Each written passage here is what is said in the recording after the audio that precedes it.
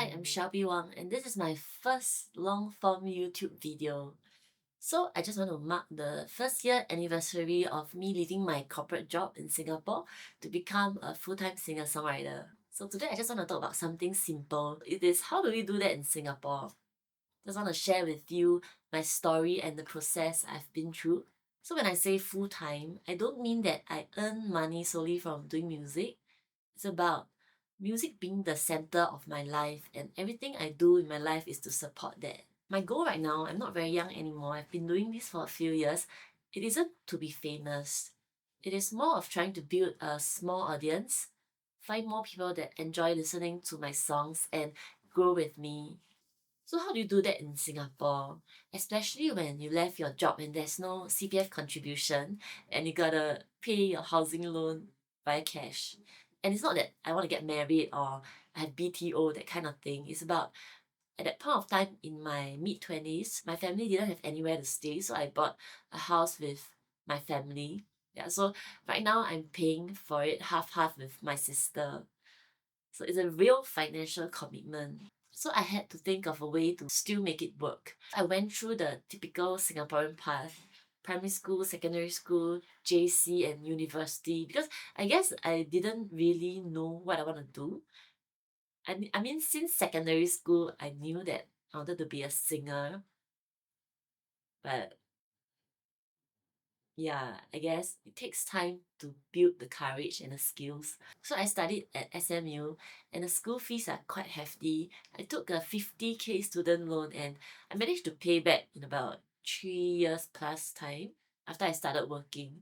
So in my first job right out of business school, I decided that I would become a video editor, a junior video editor, because I knew nothing. I was already creating like my own CD cover videos when I was in university. And at that point of time, I decided that I want to release my own music, and I realized that it's really expensive to get a music video done. I thought, why not I try to learn how to do it myself? So I'm very thankful that even with zero experience, I managed to get a job at a local post-production house, and I was trained by my mentor to make nice videos.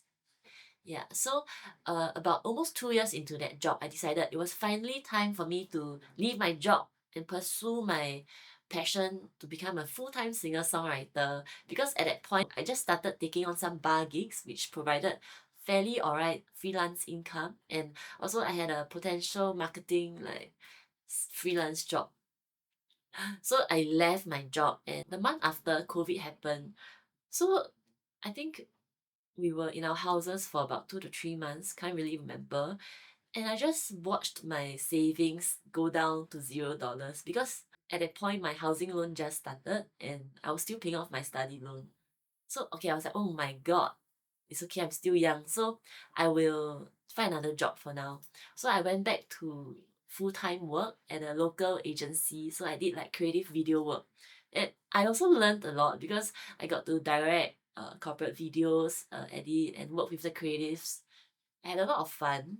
And after that, I moved on to a bigger agency, and which is my last job, and worked there for almost 4 years as a post-production producer, which really allowed me to meet so many professionals that do their job super well. And so last year, I finally managed to leave my job exactly 1 year ago, February 2025, because although I really enjoyed my work, but I knew that this wasn't the life that I wanted. I knew that I didn't want to be in the office for long hours. Although that is a good life for many people, but that just wasn't the life that I envisioned for myself. And I managed to leave my job was because at the same time while working, I built a few side incomes like singing bar gigs, which is something that I don't usually promote online because I didn't want to confuse people with me being a singer-songwriter. But that is a source of income, and I also do marketing for some small F&B business. So that allowed me to have the courage to finally quit my job. So okay, I was like, all right. To me, I do have some financial commitments.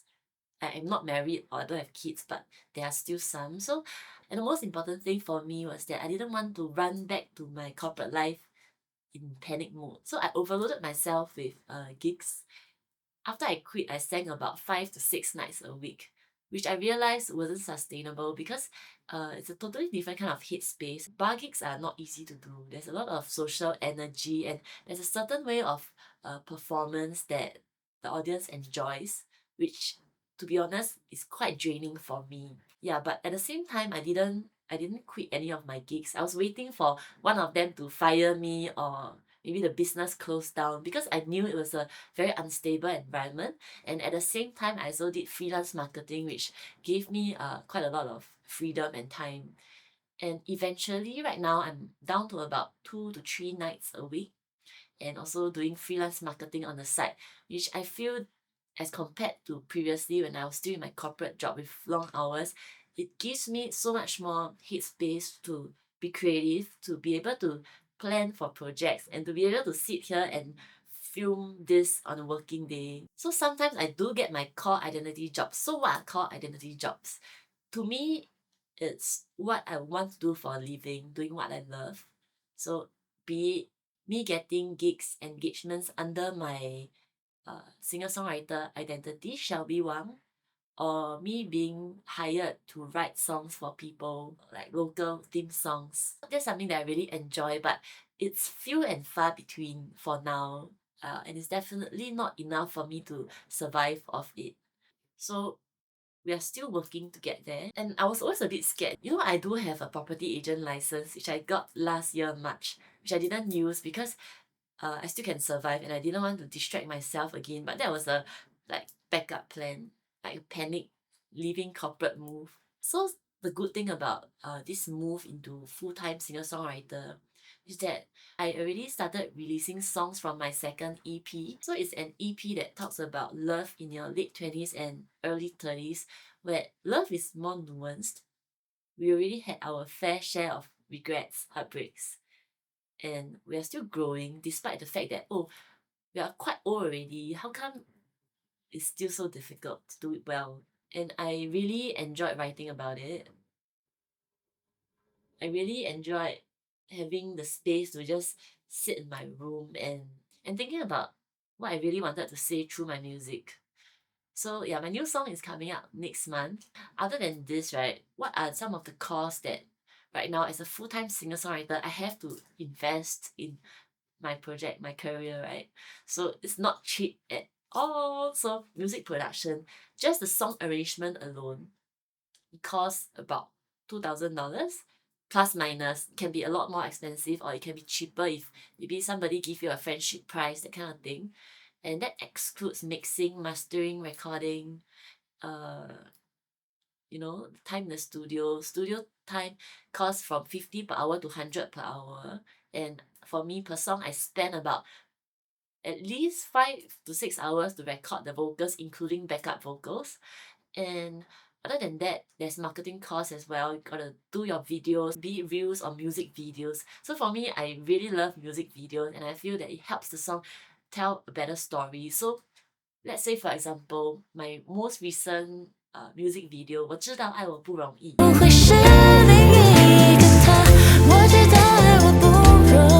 So this video was done on a super friendship basis where the whole crew were favors put and they really charged way below their usual rate. And I did the full post-production by myself, like editing, color grading, final output. And it still cost me $3,000. A lot of small costs after also, like when I have to buy some ads to promote my video, to reach more people, that kind of thing. So all this will not stop because I will not stop releasing music.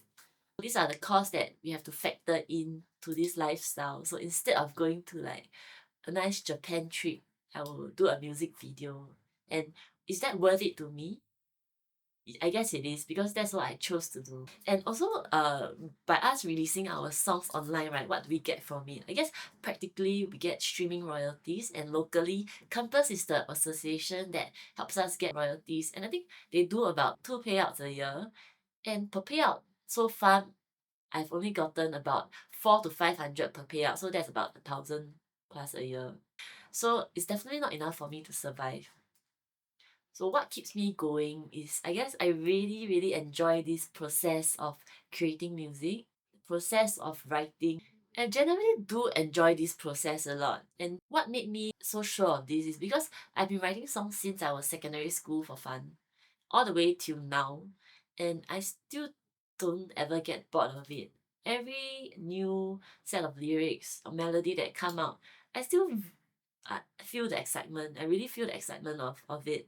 And then I'll text my producer and say, hey, like, what do you think of this song? Like, let's make it into a song. And the whole journey where I get to meet lots of cool people and cool collaborators on projects, we make all the thousands of micro decisions together, and that is what forms the final song. And I think this creative process is hard to replicate anywhere, and the satisfaction that we get out of it is tremendous. Yeah, so I think that is truly what keeps me going, and also trying to build my life into the way I feel like it should be for now. All these years of being a singer-songwriter in Singapore, I I feel that budget is not really the issue.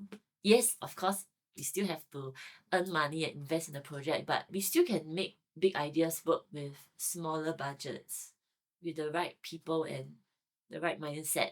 Because creativity really isn't about the budget, it's about the identity. And it also makes you grow as a person when you think so hard how to solve each problem that comes your way. And that is something that when I look back, I do feel proud of. So that's what my first year in Singapore as a full-time singer-songwriter looks like. It's not very glam or very stable, but I feel happier, I have more rest. I feel like I'm slowly growing into the person that I want to be.